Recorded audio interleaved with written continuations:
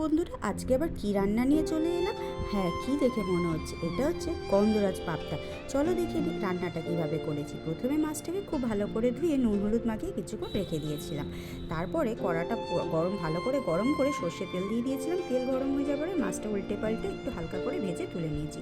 পাবদা মাছ খুব কড়া করে কিন্তু কেউ ভাজে না। যাই হোক, তারপরে মাছ ভাজা হয়ে গেলে ওই তেলের মধ্যে আলুগুলো কেটে নুন হলুদ দিয়ে ভেজে তুলে নিয়েছি। তোমরা চাইলে আলুটা নাও দিতে পারো। তারপরে আলু ভাজার পরে ওই তেলে একটু কালো জিরে ফোড়ন দিয়ে পেঁয়াজ টমেটো দিয়ে নুন হলুদ কাশ্মীরি লঙ্কার গুঁড়ো আর লঙ্কা বাটা দিয়ে কাঁচা লঙ্কা বাটা দিয়ে মশলাটা কষাতে বসিয়ে দিলাম। তারপরে দৌড় মেরে চলে গেলাম কিন্তু ছাদে গিয়ে নিজেদের গাছের গন্ধরাজ লেবুর পাতা নিয়ে চলে এলাম। তারপরে এসে দেখলাম মশলা কষানো হয়ে গেছে। তারপরে আলু এবং জল দিয়ে ফুটিয়ে মাছগুলো দিয়ে দিলাম। মাছগুলো দিয়ে ভালো করে ফুটিয়ে নিয়ে দিয়ে দিলাম কাঁচা লঙ্কা এবং নামিয়ে নিলাম। নামিয়ে কিন্তু গন্ধরাজ লেবুর পাতাগুলো ভালো করে ছড়িয়ে কিছুক্ষণ ঢেকে রাখলাম। তারপর কিন্তু কিছুক্ষণ পরে পাতাগুলো তুলে নিতে হবে, নাহলে